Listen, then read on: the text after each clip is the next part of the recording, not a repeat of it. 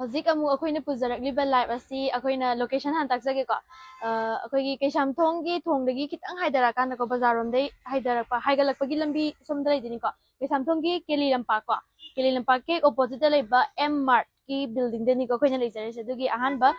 ground floor dani akoina leijarise maruina akoina ngasi display tawjagadari post se Kangkhal ni ko hojik se lohongba season oibani na ko adugi discount me ane pireise Manipur da Khwaidagi hongna phangba mafam amu kaino lakti chara adum yam hongna di phangani hai tare ko aduna kangan oina hana kaino tawrusira natraganda poti loi suna phange ko nupi gi oiba adamba nupi gi collection di loi phange macha masu de horakana to ma loi phange ko aduga kangan si hen main oina utuine ba koi ngasi gi se changa se kangan myam sho koi gi kangan se double ga single ga gi set 1700 ko yam honge ko set aduge ni da 1700 aduga live asibu yeng biriba mayam na sigi kenos da la kanda da diras ka diras luang block tagi lak pani haira kanda changbirak ta ga di hena discount lei jai ko hadi hayeng changpa matam da adun hena discount lei jai ko adumaina haira kanda ming pan birakanda diras luang dei lak pani haira ga ming pan birakan changak pa mi sing du da hena discount tok jagani ko kangan se mayam lei khoi je keno tingtho kan ha pedeng ke ko aduga akoigi set oina su lei ko ngasagi set ani duna ta bida mompak pidak ne adagi mongum ne adagi adi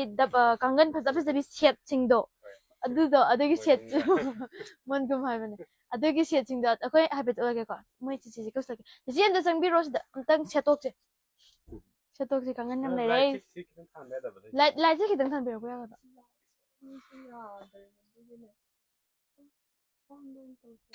yae kharap keno toba hadi akoigi mamanjingdo keno torakanda asai tarasla yam leire nupi singi oiba collection di ai am loi phange ko kang khatangi na tane ho sisem am hai skirt tai kai regi kai degi kai le phang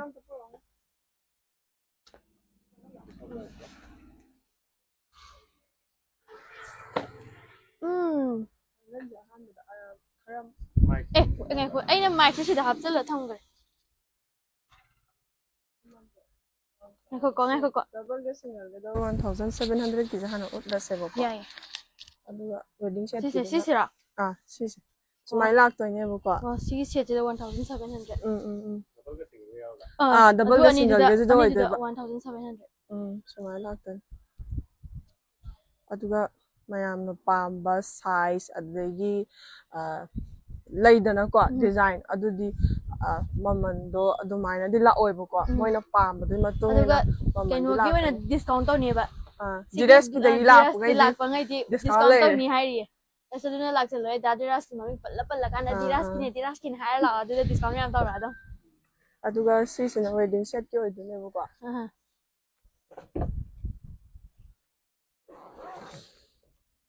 adu sigi packaging ja akoina han badi oyangane na khale sumaina amta pi da bane bako sigi ses mai hapa se aidi poche thamba kana kangan je rambo khaum da ayam na hapchala thamna drami singja adugi akoina sije tongana sigi kano je customize toraga akoigi sumaina contact number ga loina na ko maming jiga ruby collection Keishamthong longjam le contact number se nya sumaina oina akoina seme hoi blanket to sisina rakanda sigumba hapidana hoi ata kangan ji smai ta yam phai adi cherang dudi segai bulai tatra aduduna akoina sumaina akoigi oina seme bako hapetan keno to biron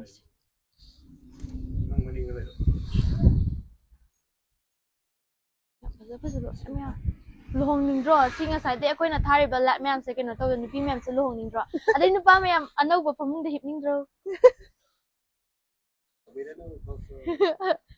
si curtain lo twin wala sisina design makhan di myam laigre ko adu sisina khoina utlisina 2-in-1 ko webo ko sisina kangan gi jai khok sida sumai laigi doine bo ko adu duga sigi manung gi sina amuk kamai toge habada sumai na la ka doine sumai chingkhala ka doine sise loin manung gi ja mai gai mari ji mag loi chingkhat doine ko si mamang khatang orai location se Keishamthong longjam le id akoi Keli Lampak leibedo Keishamthong gi aduge opposite leiba M-mart building do M-mart ki building do aduge keno dani ko irai laina adu bu bane ꯁꯤꯁꯦ ꯑꯩꯈꯣꯏ ꯃꯔꯤ ꯐꯥꯠꯄꯗ ꯃꯔꯤ ꯐꯥꯠꯄꯁꯦ ꯁꯤꯁꯤꯅ ꯂꯨꯍꯣꯡꯕꯒꯤ ꯑꯣꯏꯗꯣꯏꯅꯦꯕꯀꯣ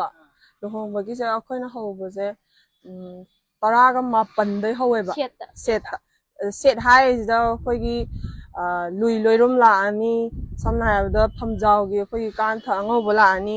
ꯑꯗꯨꯗꯒꯤ ꯐꯃꯨꯡ ꯗꯕꯜꯒꯤ ꯃꯣꯟ ꯑꯅꯤ ꯍꯥꯞꯄꯛꯑꯅꯤꯀꯣ ꯑꯦꯛꯁꯇ꯭ꯔꯥ ꯑꯣꯏꯅ ꯑꯗꯨꯗꯤ ꯍꯥꯞꯇꯕꯅꯦꯕ ꯑꯩꯈꯣꯏꯒꯤꯁꯦ ꯁꯤꯒꯤ 19 ꯍꯧꯕ ꯍꯥꯏꯁꯤꯗ ꯍꯥꯞꯄꯛꯀꯗꯣꯏꯅꯦꯕ ꯁꯤꯗ ꯍꯥꯞꯄꯛꯀꯗꯣꯏꯅꯦꯕ ꯑꯗꯨꯗꯒ ꯀꯥꯡꯒꯟ ꯗꯕꯜꯒ ꯁꯤꯡꯒꯜꯒꯤ ꯑꯦꯛꯁꯇ꯭ꯔꯥ ꯑꯅꯤ ꯑꯃꯒꯁꯨ ꯂꯥꯛꯇꯣꯏꯅꯦ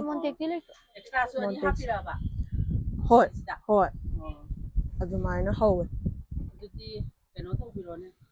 ꯀꯥꯡꯒꯟ 5 ꯈꯛꯇ ꯄꯦꯛ ꯇꯧꯕꯤꯔꯣꯅꯦ ꯇꯧꯊꯣꯛꯑꯒ ꯂꯣꯏꯔꯦ ꯑꯗꯨꯒ ꯑꯅꯤꯗꯨꯒ ꯍꯥꯞꯄꯤꯔꯛꯑꯣꯀꯣ ꯑꯧ ꯁꯨꯅꯕꯗꯣ ꯁꯦꯠꯇꯣ ꯀꯥꯡꯒꯟ 5ꯒꯨꯝꯕ ꯀꯩ ꯌꯥ ꯀꯥꯔ ꯌꯦꯛ ꯂꯩꯕ ꯇꯥꯁꯜꯂꯒ ꯀꯩꯅꯣ ꯇꯧꯕ ꯄꯦꯛ ꯇꯧꯔ ꯊꯝꯕꯤꯔꯣ ꯍꯣꯏ ꯍꯣꯏ ꯍꯣꯏ ꯀꯥꯡꯒꯟ 5 ꯉꯥꯏꯍꯥꯛ ꯂꯩꯔꯒ ꯑꯗꯨꯝ ꯂꯥꯛꯑꯒꯦ ꯂꯣꯏꯕꯤꯔꯝꯃꯣꯀꯣ ꯍꯣꯏ ꯃꯆꯨꯗꯤ ꯍꯥꯏꯐꯦꯠ ꯃꯆꯨꯗꯣ ꯑꯗꯨꯏ ꯃꯆꯨꯗꯨꯁꯨ ꯌꯥꯔꯦ ꯑꯉꯧꯕꯗ 2 ꯑꯃ ꯑꯣꯏꯍꯟꯕꯤꯔꯣ ꯑꯁꯪꯕꯗ 2 ꯑꯃ ꯍꯣꯏ ꯑꯗꯨꯒ ꯁꯤꯗ 3 ꯑꯣꯏꯔꯁꯨ ꯌꯥꯏ ꯄꯤꯁ ꯀꯂꯔꯁꯤꯗ ꯀꯩꯅꯣ ꯌꯥꯝꯅ ꯑꯣꯔꯗꯔ ꯇꯧꯏꯁꯦ ꯀꯩꯒꯤꯅꯣ ꯈꯪꯗꯦ ꯌꯥꯝ ꯑꯣꯔꯗꯔ ꯇꯧꯔꯤꯃꯤꯁꯦ ꯌꯥꯝ ꯇꯧꯏꯁꯤꯔꯥ ꯌꯥꯝ ꯐꯖꯩꯌꯦꯕ ꯀꯥꯡꯒꯟꯁꯦ ꯃꯑꯣꯡꯁꯦ ꯑꯗꯨ ꯍꯣꯡꯁꯨ ꯍꯣꯡꯉꯦꯕ ꯑꯩꯈꯣꯏꯅ ꯍꯪꯉꯨꯕꯗ 25가 하이ꯔꯛꯑꯦꯕ ꯀꯥꯡꯒꯜ 2가 ꯍꯥꯞꯄꯁꯦ 25 ꯄꯤꯌꯣ ꯍꯥꯏꯌꯦꯕ ꯑꯗ ꯁꯤ ꯍꯣꯡꯕꯅꯤꯅ ꯗꯨꯀꯥꯟ ꯑꯇꯩ ꯌꯥꯝ ꯆꯠꯂꯨꯔꯦꯕ ꯑꯗꯨꯅꯦ ꯍꯥꯏꯁꯦ ꯗꯨꯀꯥꯟ ꯑꯇꯩ ꯌꯥꯝ ꯆꯠꯂꯨꯔꯦꯕ 25ꯗ ꯇꯥꯎ ꯌꯥꯗꯦꯕ ꯑꯗꯨꯅ ꯑꯩꯅ ꯁꯤꯗ ꯑꯃꯨꯛ ꯍꯪꯒꯦ ꯃꯃꯜꯁꯦꯅ ꯆꯪꯉꯛꯏꯅꯦꯕ ꯑꯁꯤ 5 ꯄꯨꯂꯞ ꯂꯧꯔꯤꯁꯦ ꯀꯃꯥꯏ ꯇꯧꯔꯤꯅꯣ ꯏꯆꯥ ꯅꯨꯄꯤꯒꯤꯔꯣ ꯅꯠꯇ꯭ꯔꯒ 5ꯁꯦ ꯃꯤꯒꯤ ꯑꯣꯔꯗꯔ ꯇꯧꯔꯛꯄ ꯑꯗꯨꯏ ꯄꯤꯗꯣꯏꯅꯦ ꯁꯨꯕ ꯁꯨꯗ꯭ꯔꯤ ꯑꯗꯨ 5 ꯑꯃꯃꯨꯛꯁꯨ ꯂꯥꯛꯄꯁꯨ ꯌꯥꯏ ꯑꯗꯨ ꯆꯦꯛ ꯇꯧꯕꯤꯔꯝꯃꯣ ꯑꯩ ꯒꯥꯔꯤ ꯐꯥꯔꯣꯒꯦ ꯍꯣꯏ ꯍꯣꯏ ꯍꯣꯏ ꯌꯥꯝ ꯈꯨꯗꯛꯇ ꯍꯣꯏ ꯑꯇꯣꯞꯄ ꯑꯩꯈꯣꯏꯒꯤꯅꯦ ꯍꯥꯏꯗꯤ ꯍꯧꯖꯤꯛꯀꯤꯗꯣ ꯑꯣꯏꯒꯦꯀꯣ ꯀꯥꯡꯒꯟꯒꯤ ꯍꯥꯏꯗꯤ ꯑꯩꯈꯣꯏ ꯌꯨꯝꯗ ꯁꯨꯝ ꯉꯥꯏꯍꯥꯛꯀꯤ ꯑꯣꯏꯅ ꯈꯟꯅꯅꯕ ꯀꯥꯡꯒꯟꯁꯨ ꯌꯥꯎꯋꯦꯕ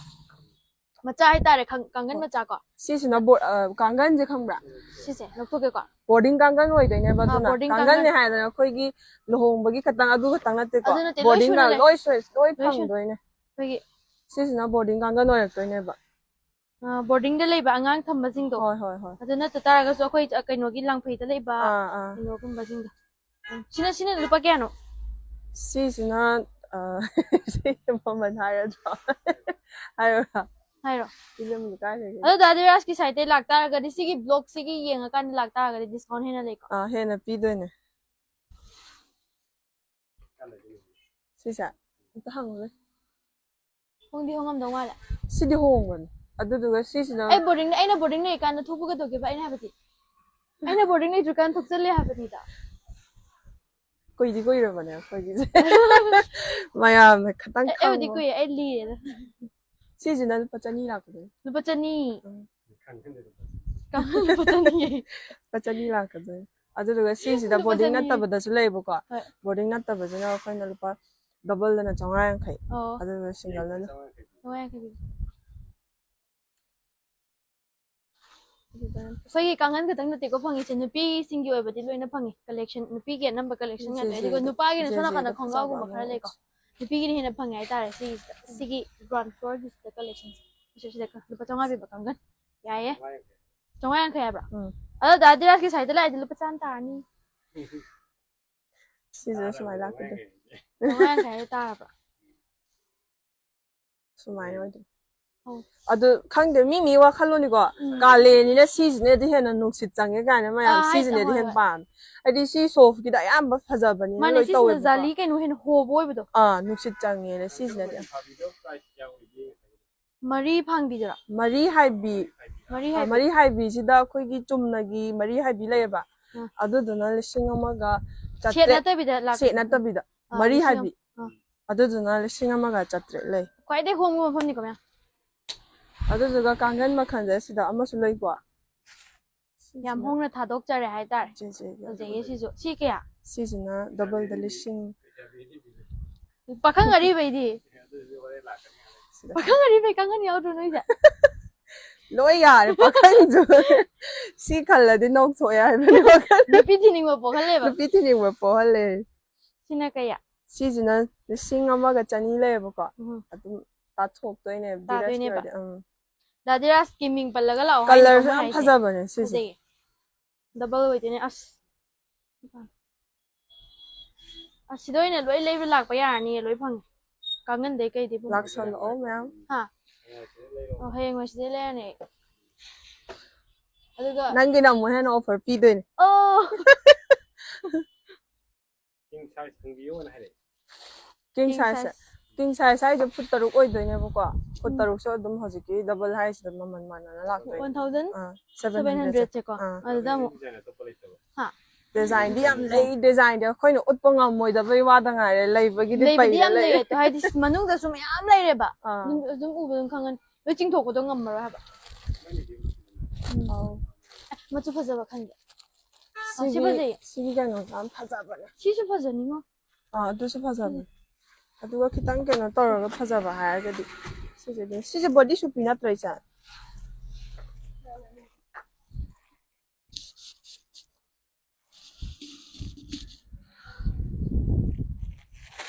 Hojiki khwaidagi chatpa color ha ga sigi lemon je sigi no khwaidagi chatle ba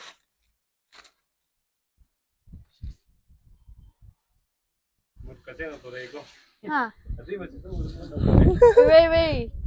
Pakang ari ba nupi thi ni hai. mala Si color se u da.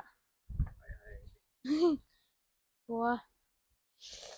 Sina si ka tang da kya ge 1,700 ra. natte Ne kya. 1700 hai sina ne sida le sa pai ha poi bu ko sida Sina simple kya la no ba sumai le sa pa na. sumba sina ne 4000 something la ani Oh. Je. machu ja phajaba ne Ni sabi ari bi ne khala sa ni si. le sabi ri bi dai Kay no hai di lay da na yum ba la roi khan ba sing hai di yum ban di ano ba kina to phang di na. Ha. Ai khum ba. Ai si si de man lo ra khalan. Mafam se akhoi Keishamthong long jam lai rak tani ko. Keli Lampak ke opposite M-mart haraka na building ama lai ramani adu gi hek makha dan ko. Hari nupi singi collection loi na phangya aduga baru oina kangan se yam hong na thadok chari ha. Share to sanbiramo aduga sigi live sigi mateng dagi lakpa mi singi di hena discount to gani hai. Ko aduga mayam lai ri manung da akhoi na sign so chagre ko. Hari utpagi loi ba na ro yam na di yam ko. Manung da sumya mama lai ri ba de mathak ta su lai ri hai ko moi se hadi yam hong na ni go tha doi se to yang upu da sumya lai desle yang da na myam da Mafam hai biro o hai. mafam se Keishamthong long jam lai rak kai Keli Lampak ke opposite ni ko bazar rom gi hai galak pagi hadi asum me lambi bazar rom de hai galak pagi lambi do adum sai to ni ko oh ai shine nak thore sakchi kamai tauri ge live ta yaw ko mawano bi oining dress bo Fajai. ha ko ba Fajai to my style. mari ha bi acha ba da sayam chatre chumbra Ai thana na ngamdre ni sang thuk. Ado kangan yam kenu hona thadu. Ado pani ko pin to jari je. Anlum me. Wholesale rate ado yam honge ba hai ko ai ko mo phamo ya ni sin. Dress yang hanse. Nupi gi yang hanse. ko thok ko da si ge Ai na kwai phajaba sing de ne phajai. Kaman je kya hoje ne chije. Mic to nang adona ngang sa ri ngang ta na mo. Mic hatta la ngang. Look here. Seasona ne amma ga chani lai bu ko hojiki aina 800 ta discount to Em teleview. Lai. Ai loi ke ne. 800 ta. Amma ga chani le basi 800 ta. Yam hong na thadu e ko. Sut ni go si se mayam. seasona amma ga chani lai sisi do offer late bu ko Sidi offer late sidi le pa sisi lai offer je maman di sama na ba maman ju mana do maman mana ba 1,200 ta oi bese 800 ta hojik thadu ya ba ko sigi quality si am nongai bane kalen noi bane na hoi phida se khudang direct kak pu de nung sa chat pu da nongai te jana ko 嗯 sigi phida se am nongai bane ing law phida se ing law ba sei gi akhoi ko ai lam ba phangara kai khangau su myam ma le ha okay kelak dana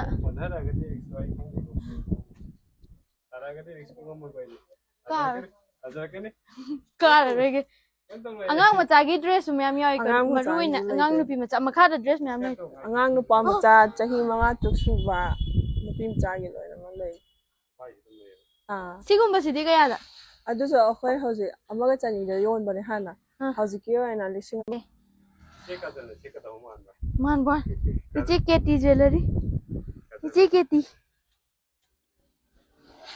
마가 산다 오만다 이디 만다봐 자나니에 시제 1000다 1200 다 요라봐 1000다 사도 하봐 ꯌꯥꯝ ꯂꯩ ꯑꯩ ꯂꯥꯝ ꯐꯪꯉꯔꯣꯏꯀꯣ ꯑꯗꯨ ꯄꯣꯠ ꯈꯨꯗꯤꯡꯃꯛ ꯑꯩꯈꯣꯏꯅ ꯙꯤꯔꯖꯀꯤ ꯁꯥꯏꯠꯇꯒꯤ ꯂꯥꯛꯑꯗꯤ ꯂꯣꯏ ꯑꯣꯐꯔ ꯄꯤꯗꯣꯏꯅꯤꯀꯣ ꯂꯣꯏꯅꯅꯤꯀꯣ ꯍꯧꯖꯤꯛ ꯍꯥꯏꯔꯤꯕ ꯄ꯭ꯔꯥꯏꯁ ꯂꯨꯄꯥ 10 ꯄꯤꯕ ꯄꯣꯠꯇꯤ ꯀꯃꯥꯏ ꯇꯧꯕ ꯂꯣꯏꯃꯛ ꯑꯗꯨꯁꯨ ꯂꯨꯄꯥ 5ꯗ ꯄꯤ ꯇꯥꯔꯦ ꯑꯗꯨꯃꯥꯏ ꯂꯥꯛꯑꯅꯤ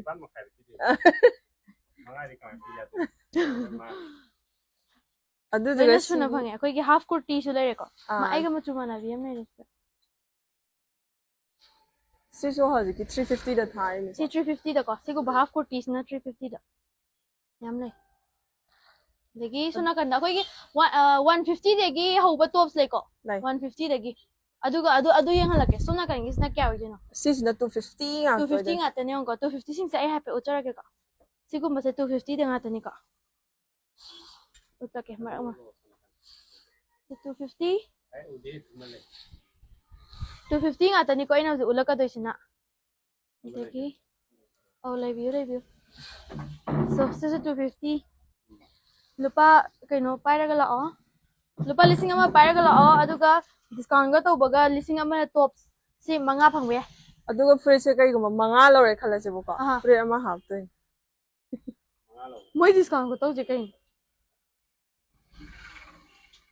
adudi lupa lising ama pura laga free to manga do phangani dana free taru phangda ama jong phangde ne moi discount di kai nom ni ko to 250 ngata ni ko ina ju charai se ai ji khara pik pe aina phasai khan base ai ngata sona kan kita chathok sage ko utpirake utjarake ai ji khara pik pani na ko firon mrak ta sang bada 250 ki ngata ni ko ina ji chathok charai se nupi sing ni ko nupi sing ngasi di nupi gi di tare ko akoina kai na tau jarai se nupi gi hadi jik lohonggadaba mawano bi mayam hadi tops oigera mo oigera loina suna phange hojik akoina leijariba dukan sida ko tops ayu rungdang litpa yabagi ko su 250 ko sisu yam nungai bani ing laura fida do nang sanga parap taraga ne 250 camping net leibra ya adu ji laite camping net to moi kana tu gi hai mathang lakpala thamamage lupa lising ama puraga free taruk phangdeni ko ma'am di leire ai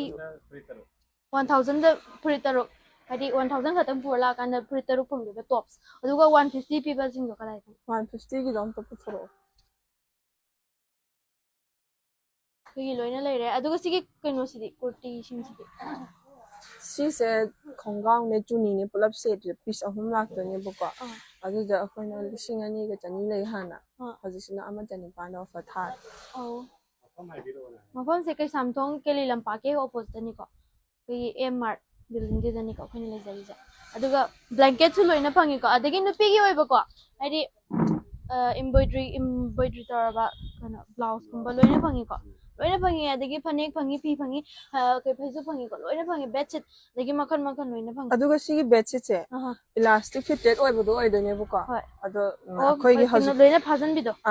ado haju ki oina 550 dani ko offer pi se 550 da simple sala kya pata tirasna nagli jadi posta aduga blouse sing je isa na pam do customize to bo ya do ne akoy de lay dadiras ki mingda lagta aga de offer ni ko sigi dukan da week changbira ba dadiras ki maming pallo adu kana loina offer ta ni lupa tara biro lupa manga da ai gi ming pallo je aduga blanket se akoy je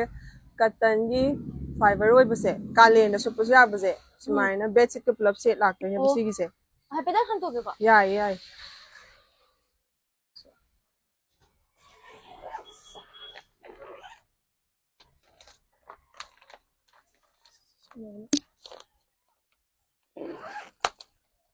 sisina bedsheet oidoine boko double oidoine ko king size laktoine ba bedsheet se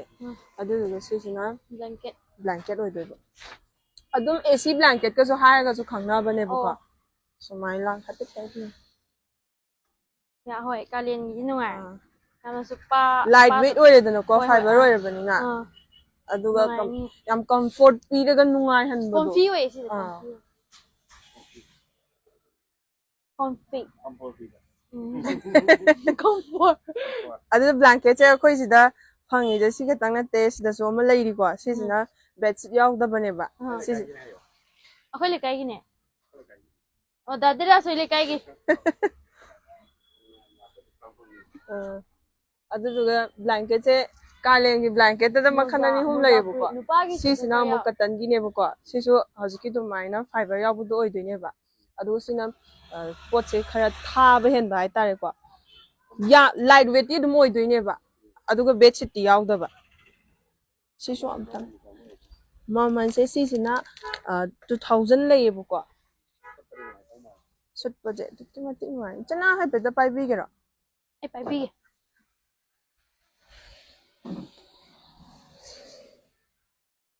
Manung sina sumai la ka do Mangga nungai dau mal ni. si sina nungai ba si laitre so bada Mang nungai ba mang bra. Makeup thok te lo yo Advertise ko tau je. makeup thok te lo yo tumai hai Di ba? Hoi. Hoi. aduga amanga su utke bo ko si su kai no gi ne ba kalen gi odo ne bo ko si su blanket ne bedsheet ne pulap lak to ne ba Oh. si su na mo pura khara par ga lak pa hai tare na adi phajop yam tha ba sopning da ba mi lei da na ado amatang ga di sopning ba adum mai na sup no bo odo si su Suptra di haina da ba sup kang ta bu. di haina da ba kangu do si su ka ta no odo ne ba Bedsheet tu yaw ya. Strip ni ko. bedsheet te dum king size ke hapa ka do ba Am pai. adagi utningai di am lei Lo loi na. yam lei ai Koi tops ka je blouse ka je me am nei ri mo na loi lo sal la tham ne. utningai Loi di na am phange lei nupi gi ba collection loi phange duga nupa gi di am pa akoi nupa gi khongaw gumba adagi kurta paijaman sida champal gumba.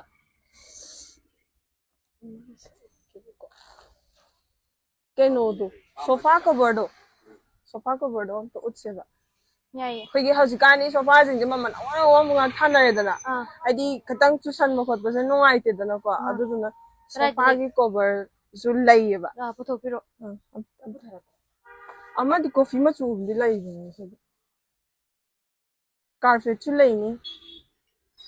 Puthok piro loi na are beng loi puthok piro hoji discount tori ni na hai di ko. Loi na suna phange do ta aje ba duga hai di akoi si live sigi keno se lor kan da diras ki maming na loi un horage khoi ai ming khang bra khang ma ra khang ma ra ada ai ming pal ro nu khang ra ko di si sina sofa cover ka da oi wa ni khang ni Live tao mà giờ cái đồ mới shopping cho là không ai đấy. keno hai di diras ki keno ji da lak ta ra ga di ko loi na discount ne ba ara i bangai loi utla ge ba ji si sofa ge cover ni ko si sina sofa gi cover de ni ko yai sumai la ka do si ko mana ke si sina ama chonga le ma chonga ado ama chani de thadok toy ma chani direct ki oi Yam ya dore mi jing je akhoi da ngai adagi ama su utlage utlingai sida mattress protector da ma lei bu ko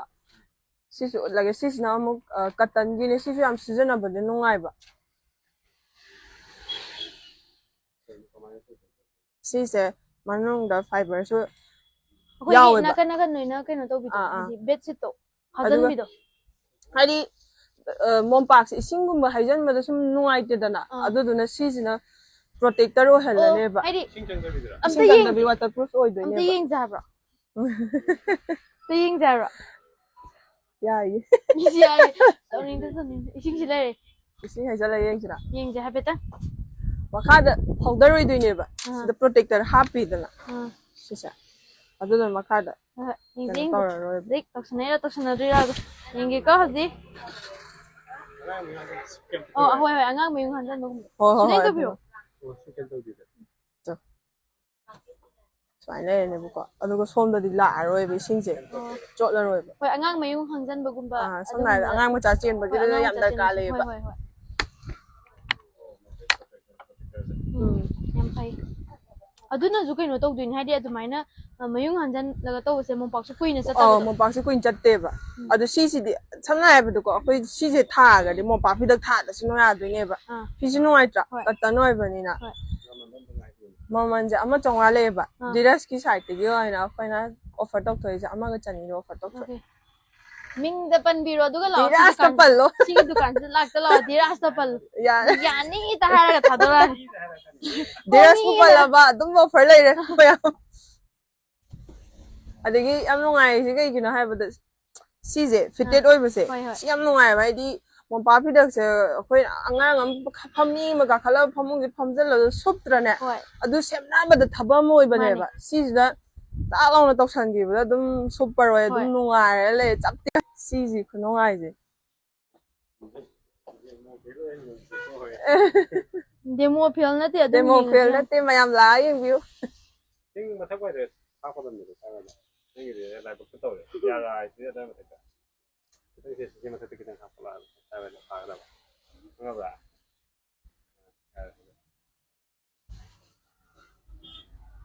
sigo masu phangi ko angang macha gi le phangi ko angang macha gi dress su phangi se ham ai jin lo nga mo sa gi ran na ta ga an na sa ro ne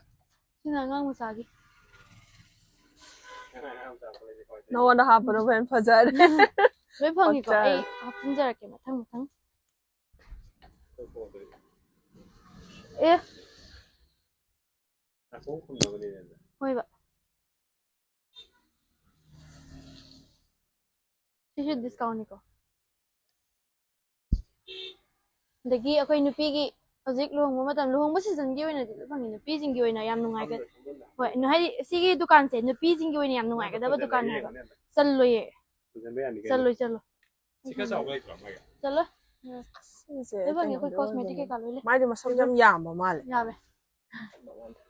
दुनु करम बने कोई मथन दस मुई दुकान में हम नहीं कोई शुना गई फंग याबे सिगी ब्लैंकेट सिना ने अखोई की light than light ngan bi oi doi ne ba ko ngan bai se kamai to doi nai mai mut khra kan mom ba je sai se light ngan lak doi ne ba mai si dei printer sing je amam da di nga ya da bane sisu fiber oi doi ne ba ko kadai wai de no ngal lak toi hina mai si dei snow ki ga star lei se da ngan doi ngan di mai mom mai ngan di ka mai ngan din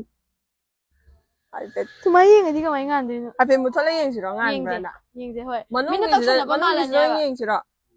manung do ina tanga se me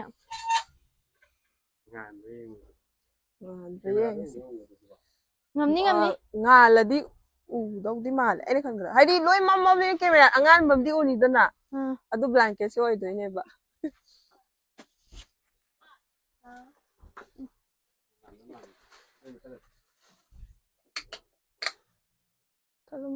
asi asong gi sing mut ke ko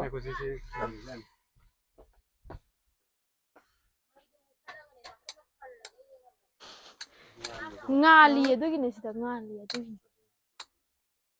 oh sida ngali sida yeng la sida ngali to si ubro ngali si ubra to ai gi khut ta ta ri ro to sai da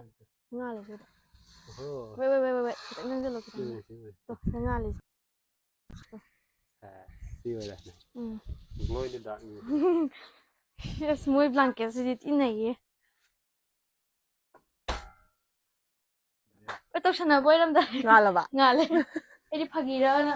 oiram dare yole adu si yam aina no ni si 250 ka tang pi ha ba 250 ka tang pi adu duga polyester suit su lei ko ma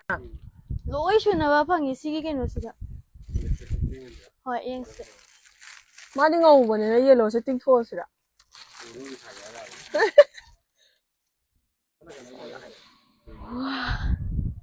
polyester suit su lei re adu le si maya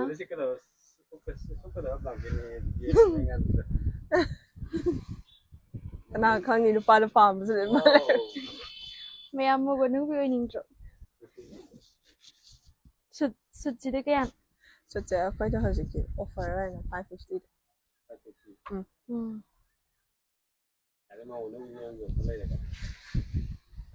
Higi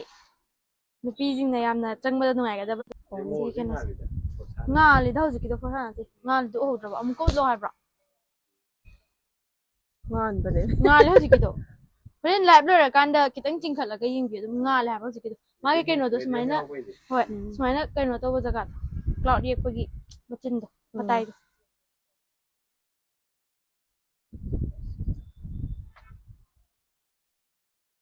Thupa hi training. Thupa. Ada Kudai su leire, polyester suit leire, adudagi polyester suit nattaba Blanket khatang ne apa bada akhoi fur yaw bada adu si lei. Fur yaw. asisu leie asisida akhoi bed sheet oibado asida isida bed sheet oibado su leie yellow se pakchari hai no As kangkhan kangkhan si maga khalaga yellow suit si mataraga asira. muche Weda sih muche kan paijom su phangni ko Loi phange. ready made oido adudi laite adudi laite yoholak pasi ya thamok ga se hai le Di Nupi ko ina di yamna nungai pa dukan. Lodo yang muche nak kena wakal se Keithel dengan dia ningai terus kan sih Leiragani Nana. kena man gitu Rakesh ora mane. Kimi je mai kamendo disable lo hengo ayam ta ngene. aduga sigi kurti su 450 oido ne ko 450 sisi Shoot sigi la. half se Half de oh. sumba 450 leini Nasagi 1200 pi bada 800 ta thadok ko ne ai nyam pa ni. laksalo That's ya the low ma'am. Nupi ji. adagi nupagi hapen Suit singam da ni ko. leire ahong su leire atang su leire Aku tang hai da yam wa khat badu nate ko chani dei hor chani yang khai chani dei hor ga na chonga yang khai bole si yai Fruit je makhan makhan yam lei. ahong ba hana uchira tang ba hana uchira ahong le hosira sisina 200 lei bu ko aduga adum hannaga di set pada yam nungai ne set na ba pot oiduni ko adi hongi kaina yam phatta bu di suna oida bane ba sisina lupa chonga lei sisina di khara poti phaban adune pang ba haida Dukan de lak pa matan da dadirat span bi hoy ko diras ta gila pana diras de lak pa.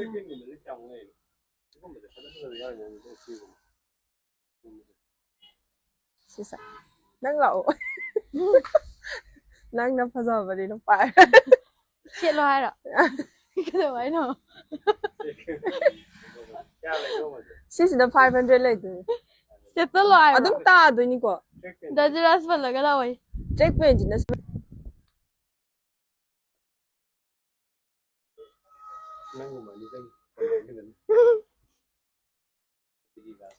Koi Nupi ki khangau makhan makhan yaw ai khai smana bel batam ri shit lo.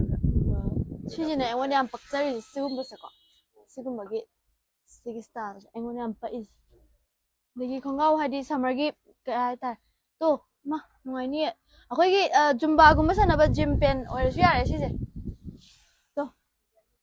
stretchable ko or ha. Ngai pocket chu pa le ai sida lei sin na pala jo do oida ni ko sina plazo ne summer pen. As siam lok thoni nge Lampak bi na oin. chana sisem to lok thab biu ba crossing court set again sisi oiden Dekha. Sisne 1200 pi bado 800 ta thadoi ba. market double price kya lagi double se fiber gi sina singani chonga lei bu ko offer yaudri ko offer lak to ne singani chonga haziki sisi natte ko singani chonga oide sa singani chonga pi ba so amalai ri nang am talok tharo sisi oh sisi ba check down sisi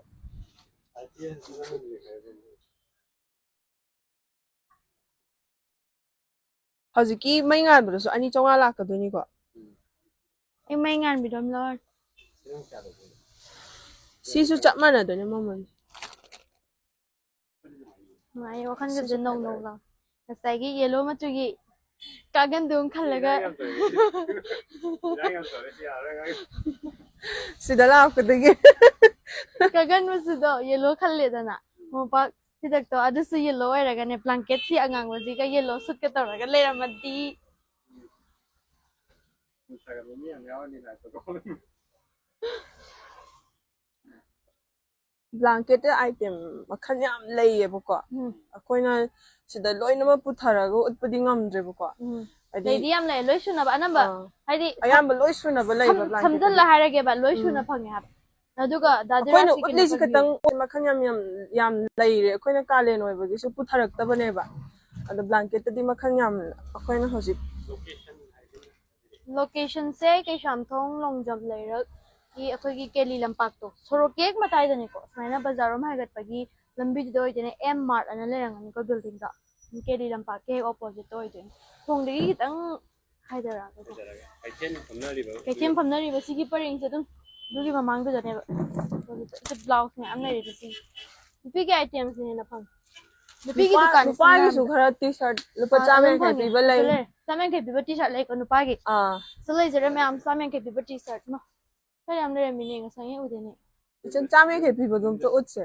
t-shirt da je phai chamen kai piba asi je chahum yang kai lei so ye sisi na kya lok tha la chahum lei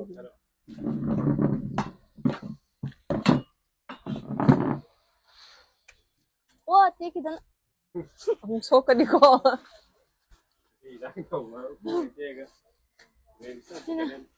so mian kai pida je phai ko to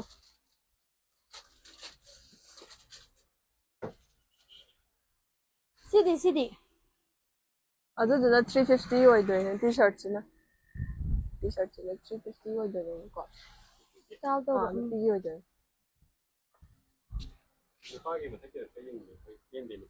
Pagi chamen kai piba t-shirt shop da pagi ko chamen kai piba sis lan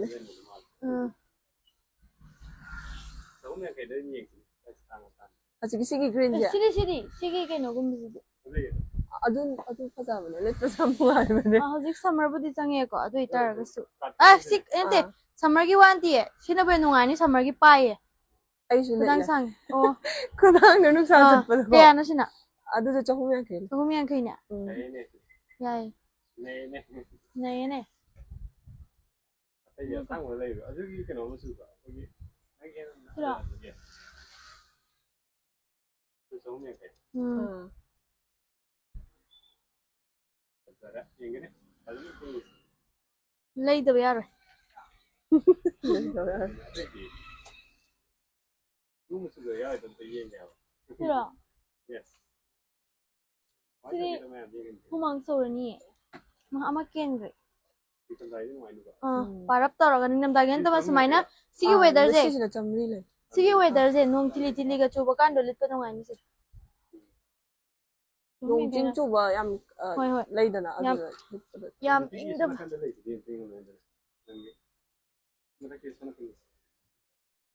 top se Jose ko don ma leide to Ini kya pi mo sisi 800 le ai ki te ma 11 mo su yo 11 ne lavender gi sida katano ya ma kadon kele asina 400 le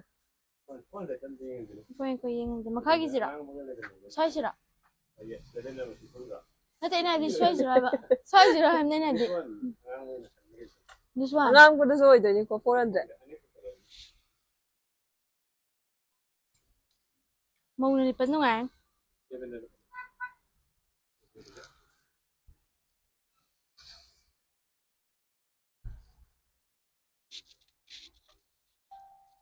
ma asom na pa jabe am nei ai je soi kelan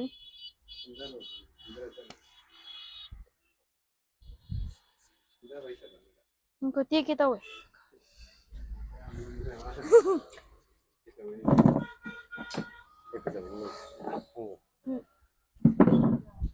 yes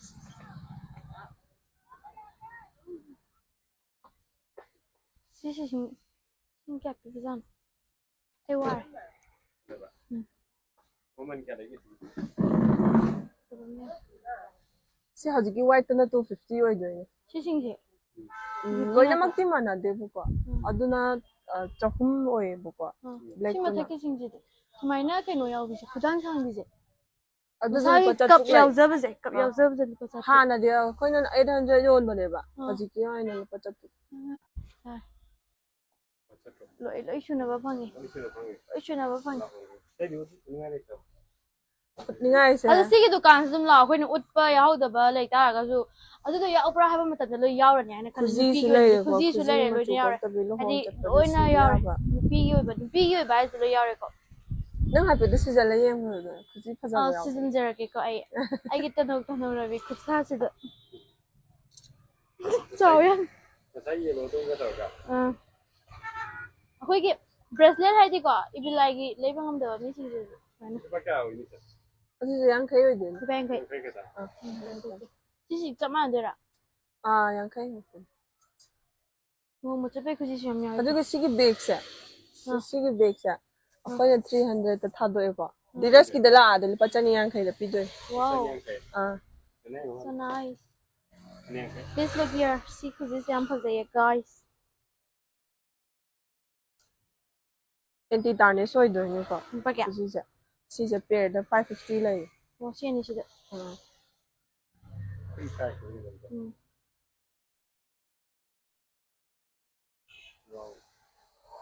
아 그것도 애기니까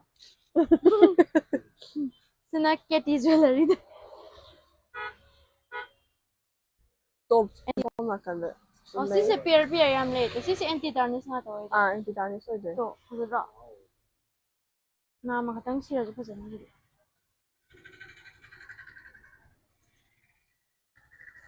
Nupi items loina phang ko anga mata gi sampha gumba ai loina phang ka kana 왜 클립 그가. doctor era marks phang gi ani macha ba su de horak pa ba ko marks ya horak am keno phang trai bi de horak me am romance phang ko loi phang ai ta re to loi phang ta de gi akoi gi fi embroidery to ba iche chen sing gi di keno sa de 시스나 강간기 레 소이도네 리본가. 아저씨 로이 레이니. big su ya big am ne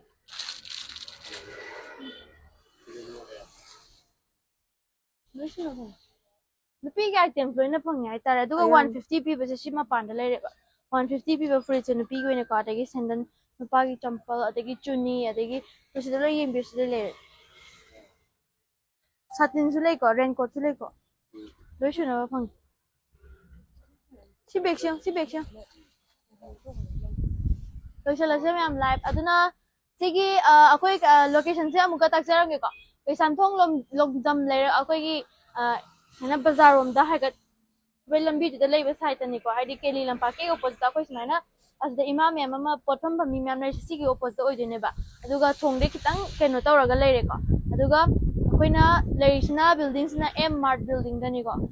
aduna sigi live se yengbirakanda sigi stores da lakpa matamda dirat luwang degi lakpani haraga changbiro o discount mayam tokjagani haijariba nasigi damakta di matang sa live version jarage ngasai ngang ba sakpala soi ki bayar sum yam na ngafiu haijari bye bye